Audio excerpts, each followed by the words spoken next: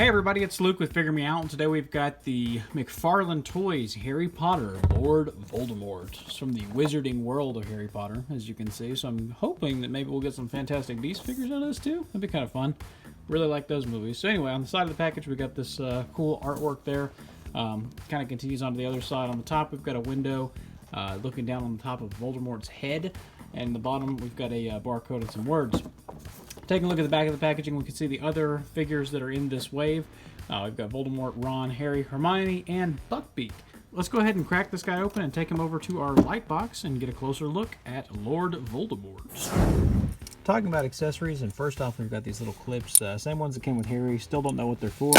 Guessing something with the stand. Speaking of stand, we have a stand. It also says Harry Potter, so that's kind of, I kind of wish it said Voldemort. I mean, you know who the figure is and all that, and I get that, but it'd be different to kind of mix it up a little bit. I don't know, but it's fine. Got the Elder Wand, so that's kind of cool. Cool sculpt on that. Definitely looks like the Elder Wand did in the movies, so that's neat. It's got the little, you know, balls going up and down it. Got a little grip, a handle, which I don't remember it having. I remember it being more of a sleek design, but I'm guessing that's so he can hold on to it somehow. And then it's got this really weird flared base, which I'm almost wondering, is that extra like plastic that got flash molded on there, or was that intentional? Either way, I don't think that's very, it doesn't look Elder Wand to me, but I don't know. It's been a while since I've seen the movie. I could be wrong. The other cool accessory we get is we get Nagini, and Nagini is actually pretty cool. It's a somewhat articulated snake. The patterning on that's really good. The paint is awesome on that. Definitely looks very snake-like. Even the eyes, you got the little slits in the eyes, which is pretty cool. And there's even a pattern all the way to the back of the head, and it's different on the bottom. You've got the bottom and the top, and they look different, so you can tell which one's the belly and which one's not. And it's you know, pretty good Nagini, so that's kind of cool.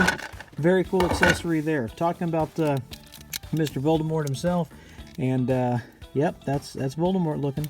I think this is where McFarlane really excels, is in the the humanoid characters that are not actually a fully human, because, you know, you take off the nose, it's a lot easier to sculpt a face without a nose, you know. But it looks great, so I can't knock them there. The eyes, very, you know, selling Voldemort for me. I like the veining in the back of the head, that's really cool. Very Darth Vader, very gray, that's kind of fun. Got the hands there, you got a wand holding hand and a more, you know, post hand. Then with the feet, we've got little Voldemort feet, so that's fun. And this outer piece is just kind of a soft cloth. I'm going to go ahead and take that off so we can see what's underneath. And so underneath we have Voldemort in a unitard, in a leotard. I don't know which one this is exactly, but wow, yeah, he's just in like a black onesie, so that's pretty funny. I guess they couldn't have made him, you know, him naked under there, but this is just awesome. It looks like he's about to go into a yoga class or something. But anyway, let's go ahead and take this guy out. You can see the articulation there. Let's go ahead and take him out of this. This is all just black. And we'll talk about some articulation here. How's that sound? Talking about articulation, let's talk about Nagini first. She's only semi-articulated, so we get an articulation point there. We get another one at the top of the head that swivels around. Does almost a full rotation, but it runs into itself there. And then it comes back, and then the head is rotated side to side. So you can get it out in a pretty, you know, pretty splayed out snake position if you want to, get it slithering along, and then you can fold it up and have it, you know, in that pose that it came in the package. It's kind of the way that the sculpt lines up, is to have it kind of more of like a ready to pounce type thing. Talking about Voldemort, and I had him on this stand because he kept wanting to fall down on me, but at the, let me look up here. At the head, he can look up, you know, some. He can look down, some too. It can kind of tilt side to side a little bit, and then you do get rotation at the top there. Be careful, because mine did come apart pretty easily, so something to note there. At the arms, they go up really, really far. You get a full rotation. There's a bit of a butterfly. Let me pull this apart here, and I'll show you this joint. Okay, so the arm actually comes off pretty easy. It's got one of those rings, kind of like Harry Potter had the ring in there. So you get that, and then without the ring, you would get, you know, a little bit more of a forward, back, up, down, kind of a full shoulder. And with the ring, you get the same thing, it just hides it better. Which I don't know why they did the ring on this one necessarily. I guess just to hold that arm more in place. But he's normally going to be covered by the robe, so I don't know why you would need that. Anyway, upper bicep swivel, double jointed elbow comes in all the way. At the wrists, they are a little bit bulky, but they do provide a great range of motion. You can get all the way back, you can get all the way forward, and you can rotate them side to side. So you can pretty much get those wrists however you need them. So that's cool. At the waist, there is a rotation there. It crunches forward just a little bit, back just a little bit of side to side, not a whole lot though. And then this one, I don't think this does anything. I think this is just a floating piece right here. And so there's a connector back behind there. At the hips, they go out all the way. Ballerina splits for Lord Voldemort. He can kick forward, kinda. He can kick back, not really so much. No thigh swivel.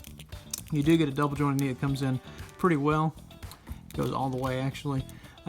Ankles are going to go down. Again, ankles are kind of that giant ball too. So they go down, they go up. Great range of motion on them. I really like that a lot. They're kind of ugly, but I would rather have the articulation, especially since that's going to be covered up by the rope anyway. So you get crazy side to side, just an absolute insane ankle rocker.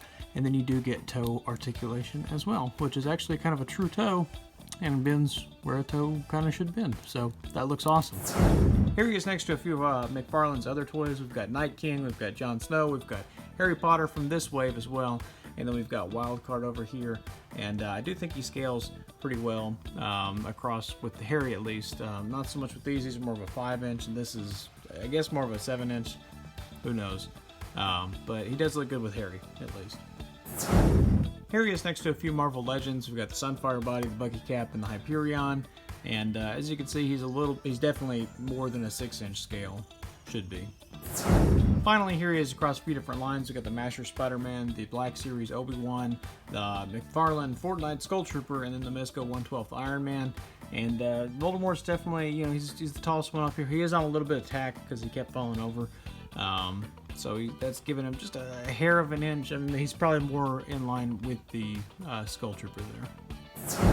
So that's him. That's the McFarlane Toys Voldemort. He's kind of hard to film because there is such a contrast in the light. If you try and go off to the side, it washes it out so much. But he's got that black robe, so you really gotta do what you can with that. But he looks pretty cool in person. He's pretty good in person. Definitely really like this figure a whole lot, actually, a lot more than I thought I would. The one problem is that he won't stand upright, but that may just be mine. That may just be that I can't pose him right. So, but anyway. What do you guys think? Hit like, hit subscribe. Let me know down in the comments below, what house are you? You a Ravenclaw, Gryffindor, Hufflepuff, that other one, Slytherin? Anyway, but let me know what you guys think. Let me know if you're going to pick this up. Check me out over on Instagram, Luke_figuremeout at Instagram.com. We'll have some pictures up there. And in the meantime, until we meet again, happy collecting.